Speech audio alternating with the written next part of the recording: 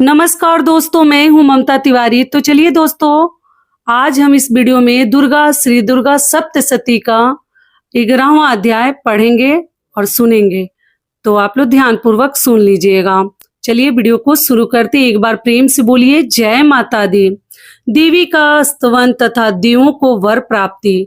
तदंतर ऋषि ने कहा, देवी द्वारा शुंभ वध होने पर इंद्रादिक देवों ने अग्निदेव को आगे करके कात्यायनी देवी की स्तुति करना प्रारंभ किया। देवताओं के सफल मनोरथ होने से उनका मुखमंडल चमक रहा था और प्रकाश से 10 दिशाएं उद्भासित हो रही थी।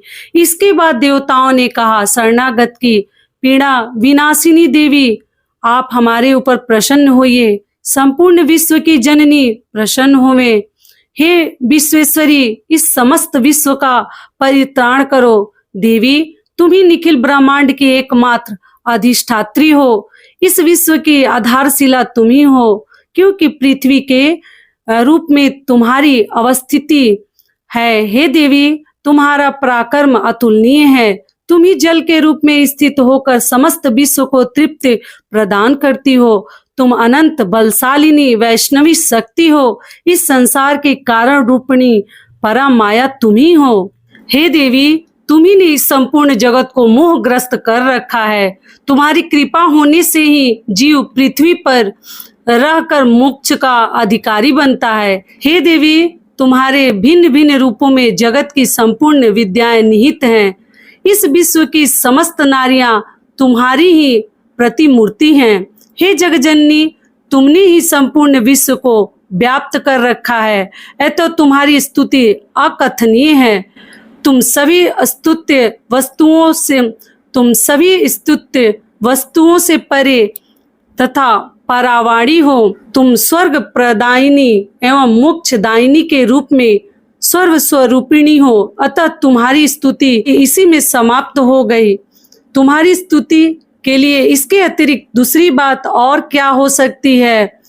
प्राणी मात्र के हृदय में बुद्धि रूप से स्थित स्वर्ग तथा मोक्षदायिनी नारायणी देवी, तुम्हें हमारा नमस्कार है। कला कंष्ठा आदि रूपों में क्रमशः परिणाम की ओर उन्मुख करने वाली तथा विश्व के उपसंहार में समर्थन नारायणी, तुम्हें मेरा प्रणाम है।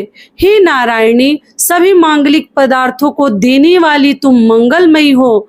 तुम ही कल्याणकारिणी शिव स्वरूपिणी हो तथा पुरुषार्थों को प्रदान करने वाली शरणागत वत्सला त्रिनेत्रा और गौरी हो। तुम्हें मेरा अभिवादन है। तुम उत्पत्ति, पालन एवं संहार की शक्तिभूता सनातनी देवी, गुणाधार तथा सर्वगुणा संपन्न हो। हे नारायणी, तुम्हें मेरा प्रणाम है। शरणागत निराश्रितों, दलितों आदि की रक्षा में तत्पर एवं समस्त कलेश नाशिनी नारायणी देवी, तुम्हें मैं प्रणाम करता हूँ। नारायणी देवी, तुम हंसारूढ़ होकर ब्राह्मणी के वेश में कुश मिश्रित जल का प्रोक्षण करती रहती हो। तुम्हें मेरा नमस्कार है। महेश्वरी रूप से त्रिशूल, चंद्रमा एवं नागों की धारणी तथा वृषभ पृष्ठ पर आरूढ़ होने वाली नारायणी देवी, तुम्हें मेरा प्रणाम है। मयूरों तथा कुक्कुटों मुर्गों के आवृत महाशक्ति धारिणी कौमारी रूप में स्थित नसपापे नारायणी, तुम्हें मैं नमस्कार करता हूँ। शंख चक्र गदा एवं वैष्णवी शक्ति संपन्ना नारायणी, तुम मेरे पर प्रसन्न हो। तुम्हें मेरा प्रणाम है। हाथ में भयंकर चक्र लिए पृथ्वी को अपने दाढ़ों पर उठाए हुए बराही रूप वाली कल्याणकारिणी नारायणी, तुम्हें मेरा नमस्कार है। दानों के संहार में नरसिंह रूप से उद्यत तथा त्रैलोक्य रक्षणी नारायणी, तुम्हें मेरा प्रणाम है। दाढ़ों के कारण विकराल मुख वाली मुंडमाला से विभूषित मुंड मर्दिनी चामुंडा रूपिणी नारायणी, तुम्हें मैं अभिवादन करता हूँ।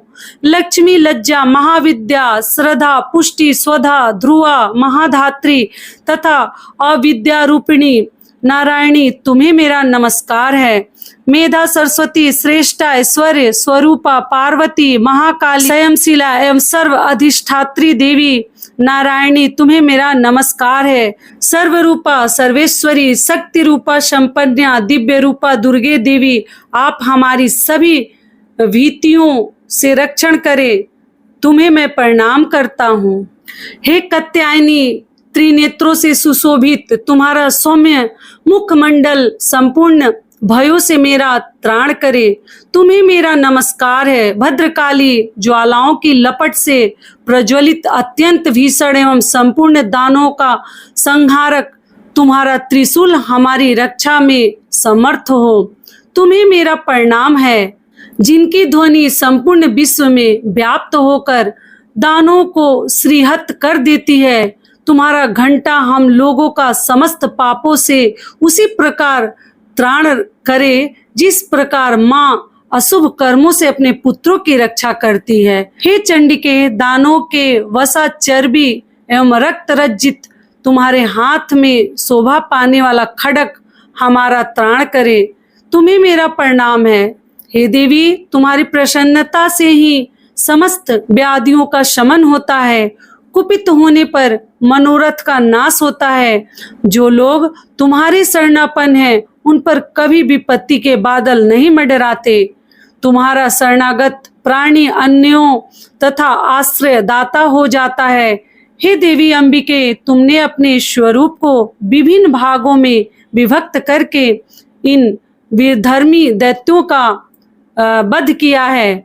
तुम्हारे अतिरिक्त दूसरा इस प्रकार कौन कर सकता है। विद्याओं में ज्ञान को उद्भासित करने वाले शास्त्रों तथा वेदों में केवल तुम्हारा ही वर्णन है, किसी अन्य का नहीं।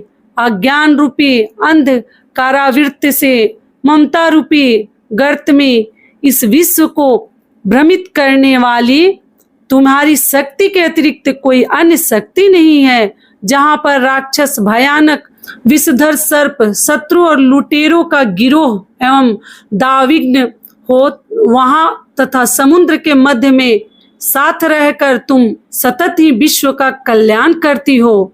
हे विश्वेश्वरी, तुम विश्व की पालन करती विश्व रूपा और संपूर्ण विश्व की धारयित्री हो। तुम भगवान विश्वेश्वर के लिए भी स्तुत्य हो।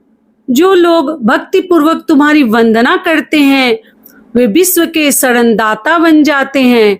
हे देवी, प्रसन्न हो। जिस प्रकार तुमने असुरों का संहार करके शीघ्र ही हम लोगों को भय मुक्त किया है, उसी प्रकार हमें सदैव शत्रु भय से राहित्य दिलाती रहो।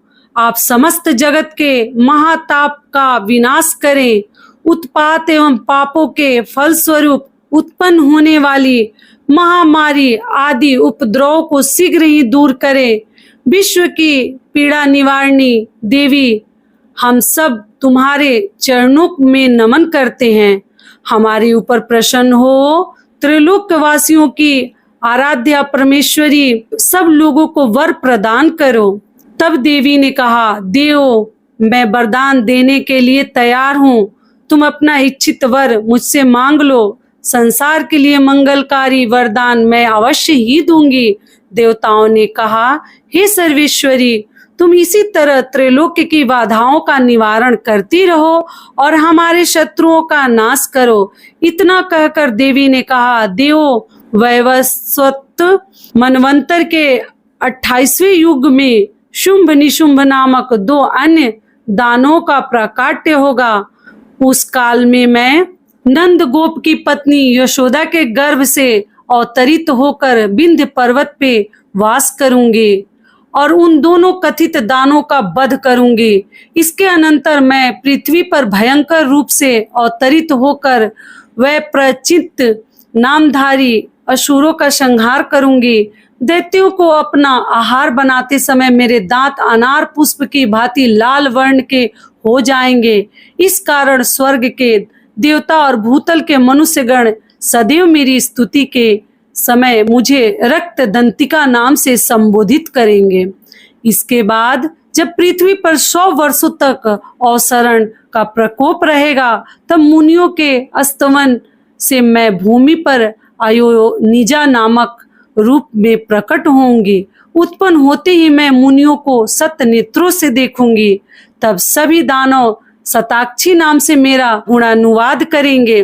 देवों, उस समय मैं अपने शरीर से उत्पन्न शाकों द्वारा ही संपूर्ण विश्व का भ्रमण करूंगी। वर्षा न होने तक वे केवल शाक द्वारा ही जीवन धारण करेंगे। इस प्रक्रिया के कारण पृथ्वी में शाकंभरी नाम से मेरी प्रसिद्धि होगी। उस अवतार से मैं दुर्ग नामक महादानव का वध करूंगी। इससे मेरा नाम दुर्गा देवी के नाम से विख्यात होगा। फिर जब मैं भीम रूप बनकर मुनियों के रक्षार्थ हिमालयवासी दानों का भक्षण करूंगी, उस समय सभी मुनि वर्ग भक्ति पूर्वक मस्तक झुकाकर मेरा स्तवन करेंगे। उस समय मेरा नाम भीमा देवी के नाम से विश्रुत होगा। इसके बाद जब अरुण नामक असुर त्रैलोक्य में उपद्रव करेगा, तब मैं लोक रक्षार्थ सट पाद युक्त असंख्य भ्रमरों के वेश में उनका विनाश करूंगी। उस समय सभी लोग मुझे भ्रामरी नाम से संबोधित करेंगे।